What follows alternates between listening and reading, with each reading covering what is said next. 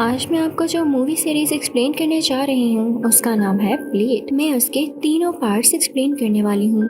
तो मूवी के पार्ट 1 के स्टार्ट में हम एक इंजर्ड लड़की को देखते हैं और ऐसे लग रहा था जैसे उसे किसी एनिमल ने काटा हो। उसका वहाँ पर एक बेबी होता है और उसके बाद ही उसकी डेथ हो जाती है। फिर सीन शिफ्ट होता है प्रेजेंट की तरफ, जहाँ हम एक वेम्पायर लड़की को देखते हैं जो एक नॉर्मल लड़के को वेम्पायर क्लब में लेकर जाती है, जहाँ सारे वेम्पायर्स उस लड़के का खून पीने ही वाले होते हैं कि तभी वहाँ पर एक आदमी आता है जिसका नाम होता है ब्लेड। और ये इस मूवी का मेन कैरेक्टर है। वो हाफ ह्यूमन हाफ वेम्पायर होता है, लेकिन उसे खुद पर कंट्रोल है और वो वेम्पायर्स को अब हंट करता है क्योंकि वो जानता है कि वेम्पायर्स बहुत गलत काम करते हैं और उनको ऐसा नहीं करना चाहिए। यहाँ भी वो वेम्पायर हंटिंग करने ही आया था, इसलिए वो अपनी तलवार निकालता है, फिर बाद में गन, जिससे वो सब वेम्पायर्स को एक एक करके मारने लगता है। उनमें से एक वेम्पायर क्विन होता है। वो ब्लेड से काफी चिढ़ता था। वो उसको मारने के लिए आगे बढ़ ही रहा होता है कि ब्लेड उसे जला ही डालता है। तभी वहाँ पर पुलिस आती है और क्वीन को ले जाती है,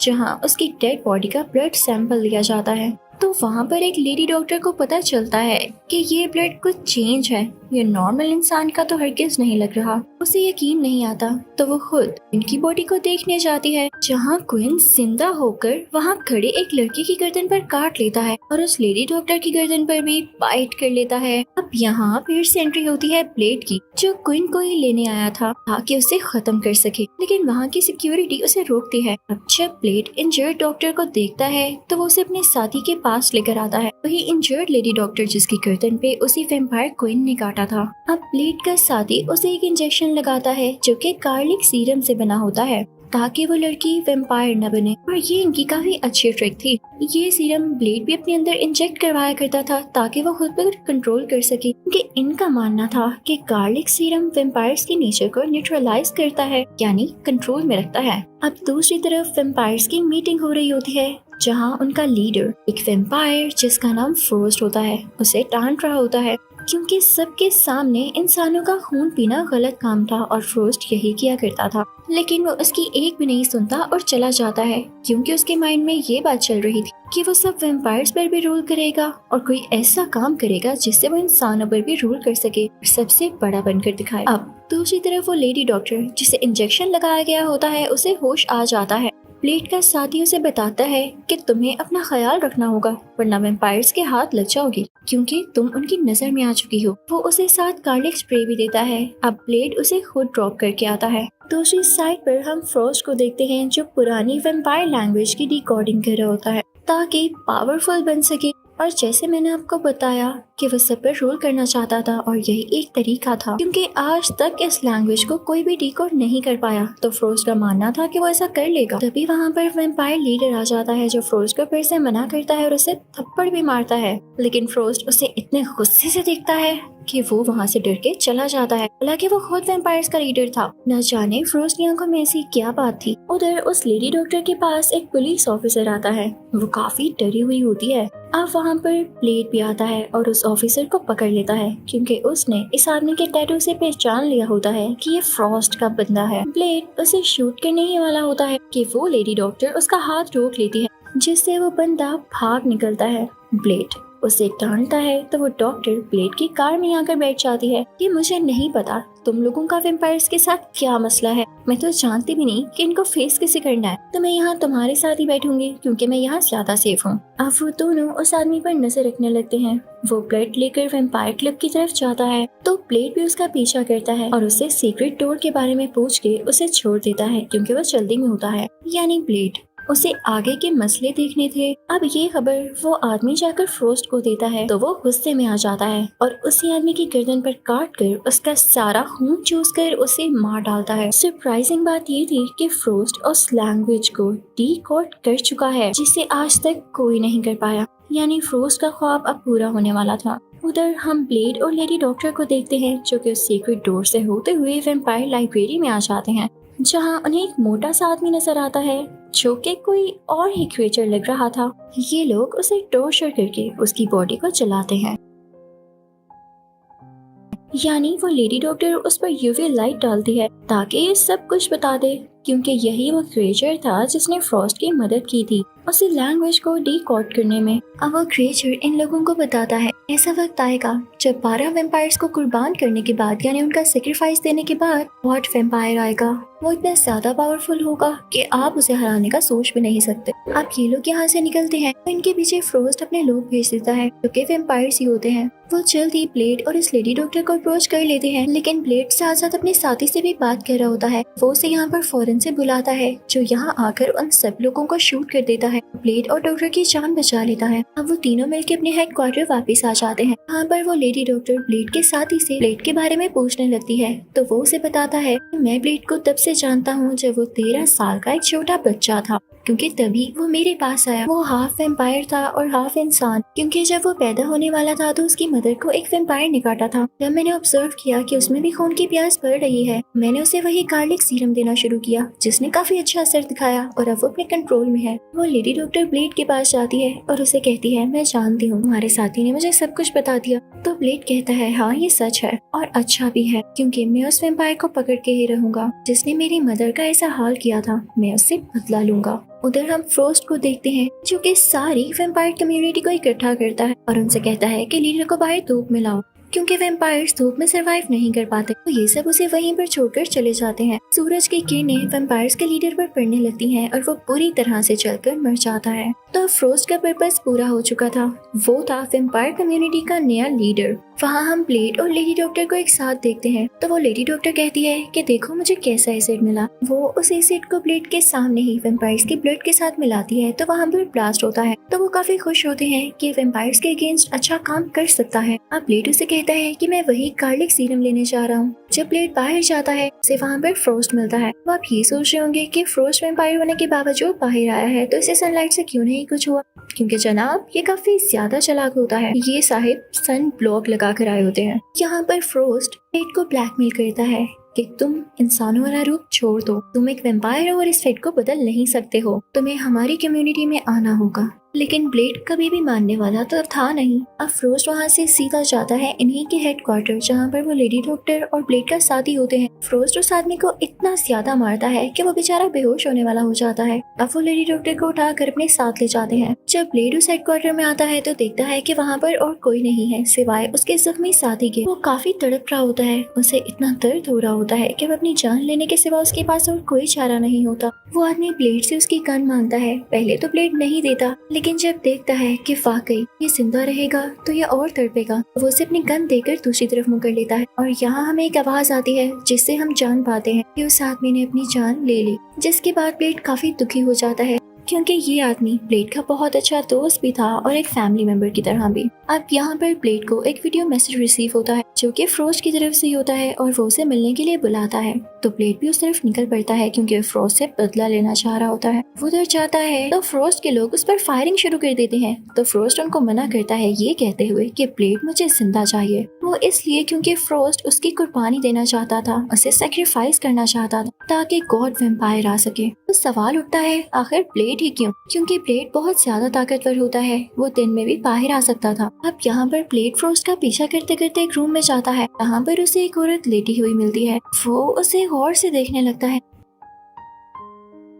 तो उसे पता चलता है कि कोई और नहीं बल्कि उसकी मदर है। हालांकि उसने अपनी मदर को देखा नहीं होता, फिर भी वो उसे कहता है माँ, लेकिन वो औरत कोई रिस्पॉन्स नहीं देती, जैसे वो अपने बेटे को याद ही ना करती हो। और तभी वहाँ आता है फ्रोस्ट जो ब्लेड को बड़े अजीब तरीके से कहता है क्या देख रहे हो? हाँ, मैं ही वो वेम्पायर हूँ जिसने तुम्हारी माँ को काटा था और ये मरी नहीं बल्कि मेरे लिए काम कर रही थी। और तुम्हें लग रहा है कि तुम इसके बेटे हो तो ये तुम्हारे लिए मेरा साथ छोड़ देगी? ना, ऐसी बात हरगिज़ नहीं है। इसके दिल में तुम्हारे लिए जरा भी प्यार नहीं। फिर फ्रोस्ट ब्लेड और उस लेडी डॉक्टर को पकड़ लेता है और ब्लेड को एक ताबूत में बंद कर देता है जिससे उसका काफी खून निकलने लगता है क्योंकि वह जख्मी भी होता है। इसको वेम्पायर टेम्पल में लाया गया था जहाँ पर और भी 12 वेम्पायर्स थे जिनको सेक्रीफाइस करना था। जिस जगह पर ब्लेड होता है वहाँ से उसका खून ट्रेवल करते करते बाकी वेम्पायर्स की फोरहेड पर गिरता है और उसी के खून का एक कतरा फ्रोस्ट के सर पर भी गिरता है, जिसके बाद काफी जोर की बिजली चमकती है। और वो उस टेम्पल पर भी गिरती है, जिसके बाद उन 12 वेम्पायर्स की सोल फ्रोस्ट के अंदर आ जाती है और वो काफी ज्यादा पावरफुल हो जाता है। यहाँ पर फ्रोस्ट की आंखें रेड हो जाती हैं।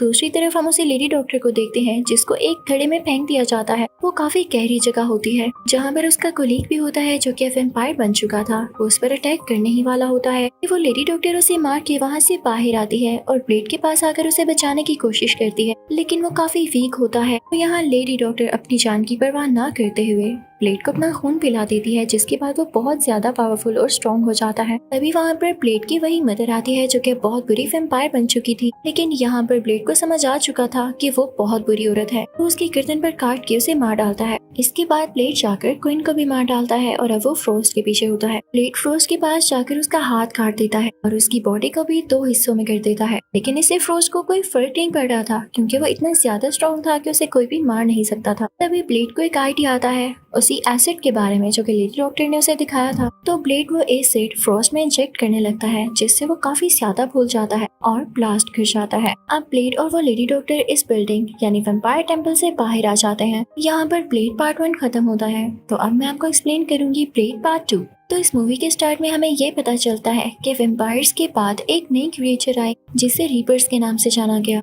उसमें ये एबिलिटी थी कि वो इंसानों को तो सही, वो वेम्पायर्स का भी खून पी जाते थे। बहुत ज्यादा स्ट्रॉन्ग थे। वेम्पायर्स भी रीपर से अब डरने लगे थे। दूसरी तरफ हम ब्लेड को देखते हैं, जो कि वेम्पायर से बिल्कुल नहीं डरता था और उनका मुकाबला करता था। तभी वो एक आदमी से पूछता है कि मेरा साथी कहाँ है। वही साथी जो कि पार्ट 1 में अपेरेंटली हमें मरा हुआ दिखाया गया कि उसने खुद को गोली मारकर अपनी जान ले ली थी, लेकिन ऐसा नहीं था। उसे वहाँ से वेम्पायर्स ले गए थे। अब ब्लेड जाकर उसे रेस्क्यू करता है। वो बेचारा भी अब वेम्पायर बन चुका था। ब्लेड उसमें एक सीरम इंजेक्ट करता है, जिससे वो नॉर्मल इंसान में बदल जाता है और ये देख के ब्लेड बहुत अच्छा फील करता है।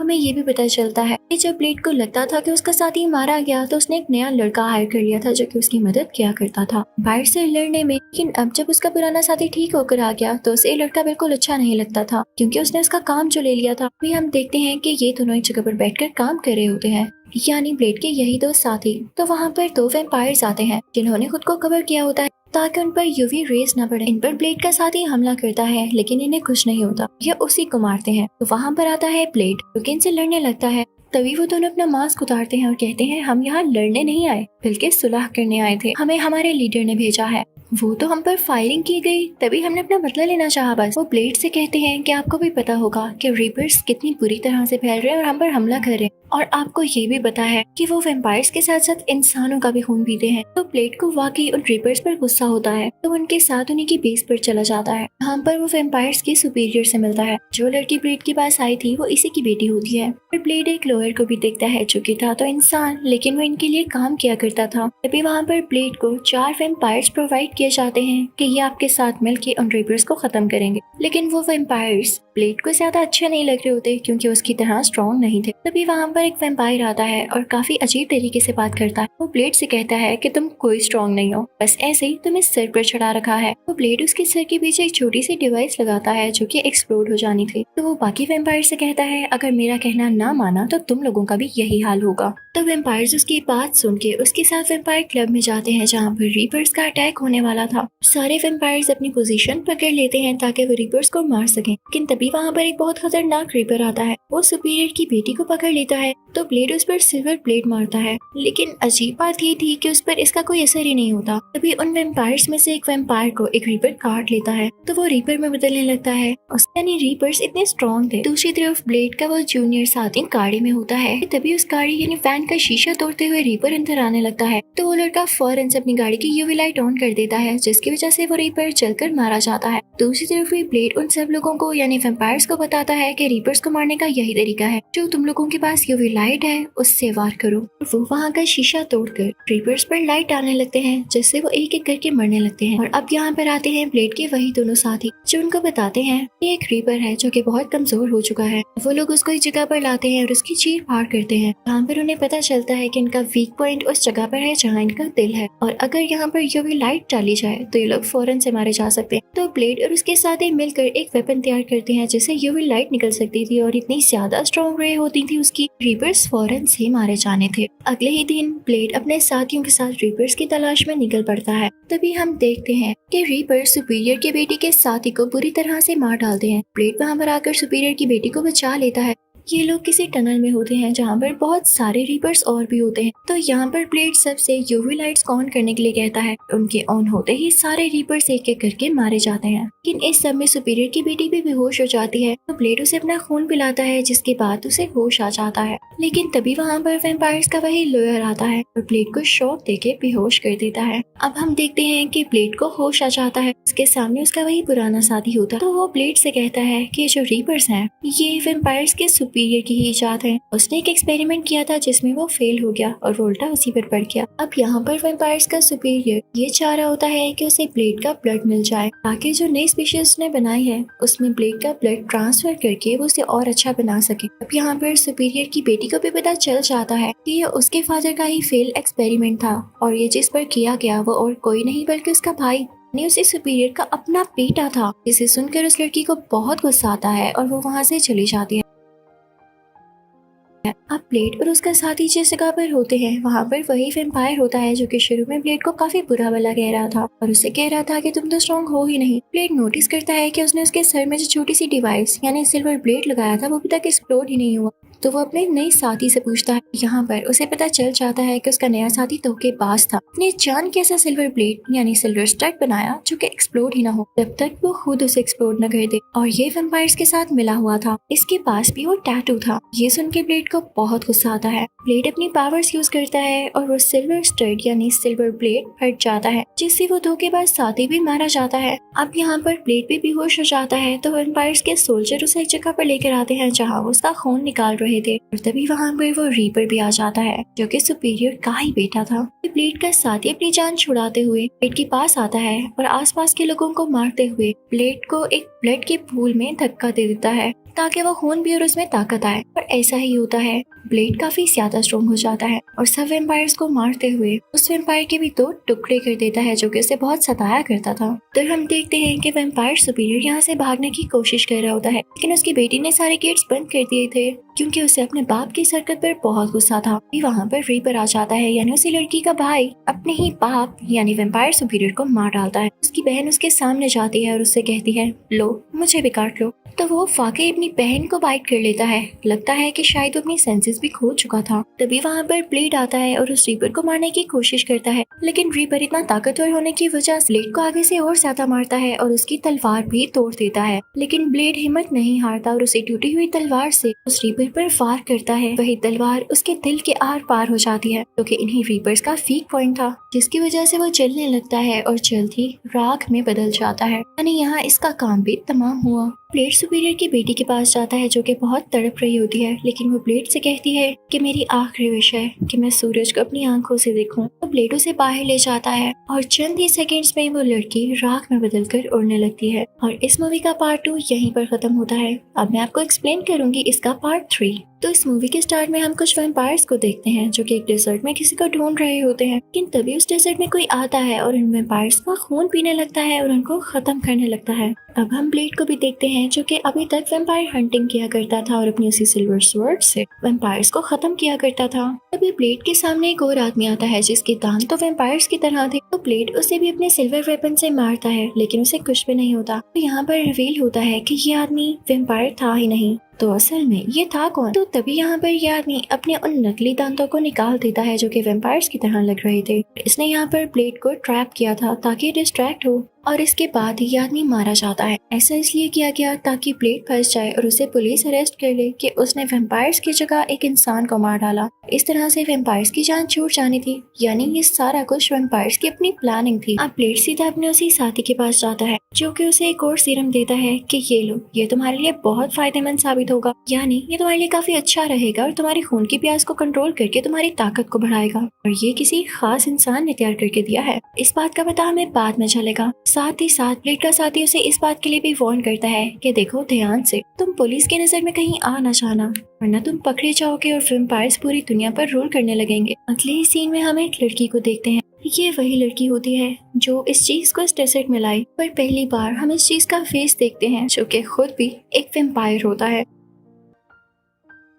लेकिन दुनिया का सबसे पहला वेम्पायर जिसके ब्लड से बाकी वेम्पायर्स बने। ये डेजर्ट में ही सो रहा था और इस लड़की ने इसे जगाया। ये सारे वेम्पायर्स का खून पीकर जीता है। अब ये लड़की इस सीनियर वेम्पायर से कहती है कि एक आदमी है जिसका नाम है ब्लेड, वो सब वेम्पायर्स के लिए बहुत मुश्किलें खड़ी कर रहा है और अगर हम वेम्पायर्स को खून ना मिले तो हम जल्द ही खत्म हो जाएंगे, इसलिए जल्द कुछ करो। दूसरी तरफ हम कुछ न्यूज रिपोर्टर्स और पुलिस ऑफिसर्स को देखते हैं जो कि ब्लेड के बारे में बात कर रहे होते हैं कि शायद वो एक साइको किलर है, उसे लोगों को मारने में मजा आता है, या हो सकता है कि उसे हेलुसिनेशंस होती हों कि उसके चारों तरफ वेम्पायर्स हैं और वो हमेशा उनको मारता ही रहता है। अब जब ब्लेड का साथी न्यूज़पेपर लेने जाता है कि देख सके कि ब्लेड के बारे में क्या क्या न्यूज छपी है, तो वो देखता है कि उस पर कोई स्पाई कर रहा है। तभी एक सुनसान से रेलवे स्टेशन पर हम एक लड़की को देखते हैं जिसके पास उसका बेबी होता है, वो ट्रेन का इंतजार कर रही होती। तभी वहाँ पर कुछ वेम्पायर्स आते हैं और उसका बेबी उससे छीन लेते हैं, तो उनको पता चलता है कि ये बेबी नहीं बल्कि कोई डॉल है। तभी वो लड़की भी अपने असली रूप में आ जाती है और वो एक वेम्पायर हंटर होती है।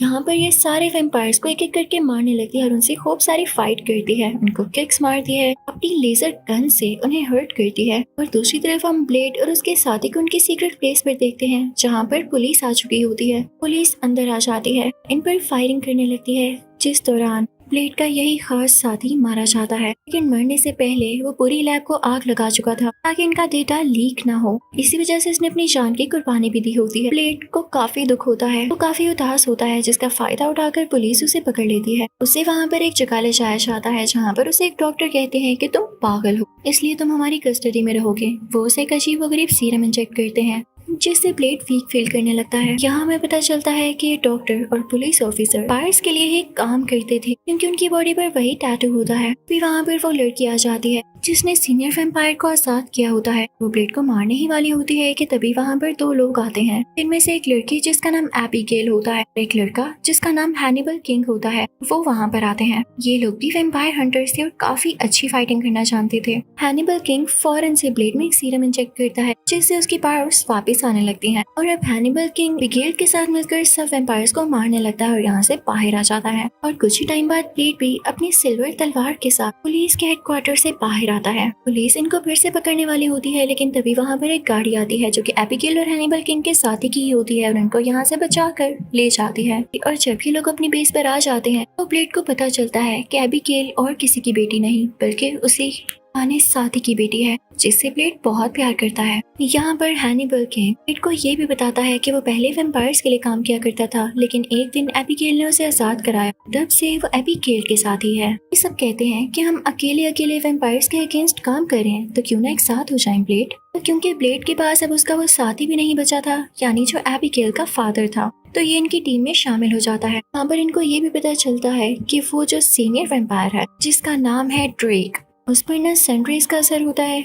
ना यूवी रेज का और ना किसी किस्म के सिल्वर ब्लेड का। उसको हराना नियरली इम्पॉसिबल है और इसकी वजह से वेम्पायर्स में काफी ज्यादा स्ट्रेंथ और पावर आई है। सबसे बड़ी बात, वो अपना रूप यानी फॉर्म भी चेंज कर सकता है। तभी वो अंधी लड़की बताती है कि मैंने एक वेपन तैयार किया है, लेकिन इसको एक्टिवेट करने के लिए ड्रेक की ब्लड की जरूरत होगी। अब ये सब लोग एक जगह पर जाते हैं जहाँ पर ड्रेक होता है, लेकिन ड्रेक वहाँ पर मौजूद एक डॉक्टर को मार चुका होता है। अब जब ड्रेक देखता है कि ये लोग इसको पकड़ने आए हैं, तो वो फौरन से हैनिबल किंग की गर्दन पर काट के उसे जख्मी करके खिड़की से नीचे छलांग लगा देता है। ब्लेड भी उसके पीछे जाने लगता है तो देखता है कि उसने किसी औरत का बच्चा छीना है और वो उसे उठाकर बिल्डिंग के रूफ टॉप पर आ जाता है और उस बच्चे को नीचे फेंक कर वहाँ से भाग जाता है, लेकिन ब्लेड उसे पकड़ लेता है। अब हैनिबल किंग को एक जगह पर लेकर आया जाता है जहाँ सिर्फ उसे रेस्ट कराया जाता है और एबिगेल और ब्लेड उस जगह पर जाते हैं जहाँ पर न्यूट्रिशन मिलता है, यानी ऐसे सप्लीमेंट्स जो कि ब्लड की क्वांटिटी को बढ़ा देते हैं, को यूज करने से इनमें पावर भी आएगी। यहाँ पर इनको वही पुलिस चीफ भी मिलता है जो कि वेम्पायर्स के साथ मिला हुआ था। वहाँ पर एक बिल्डिंग होती है जिसके बारे में वो पुलिस चीफ उनको कुछ नहीं बताता, तो ब्लेड उसे ब्लैकमेल करता है,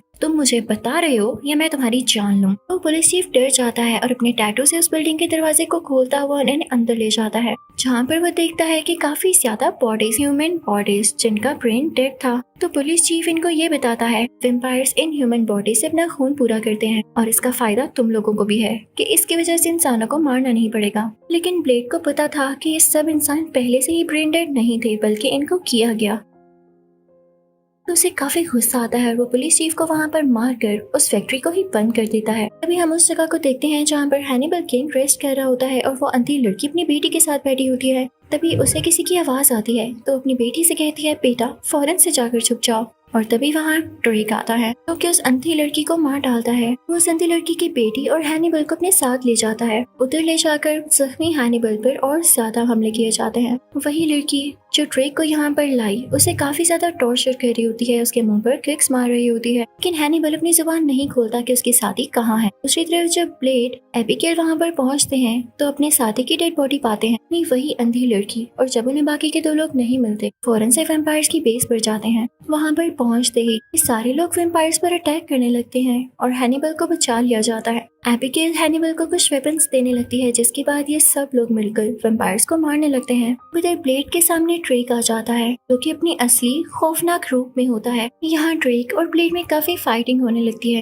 ड्रेक ब्लेड पर भारी पड़ा होता है, लेकिन तभी वहाँ दूर से एबिगेल एक एरो में वो वायरस लाती है कि उसी अंधी लड़की ने वैम्पायर्स को हराने के लिए बनाया होता है और वो ड्रेक की तरफ शूट करती है, लेकिन ड्रेक उसे पकड़ लेता है और फेंक देता है। अब ब्लेड वही एरो उठाता है और ड्रेक की चेस्ट में दे मारता है, जिसके बाद ड्रेक की बॉडी में काफी बुरा रिएक्शन होने लगता है और उसकी वजह से बाकी वैम्पायर्स भी मारे जाते हैं। ड्रेक की बॉडी से वो वायरस रिएक्ट होकर इनकी सूरत में निकल रहा था और हवा में फैलता जा रहा था, जिसका इंसानों पर तो नहीं लेकिन वैम्पायर्स पर बहुत बुरा असर होता है। तभी ड्रेक ब्लेड से कहता है, आज माना मैंने, वैम्पायर्स की शुरुआत बेशक मुझसे हुई लेकिन तुम वाकई स्ट्रॉन्ग वैम्पायर हो।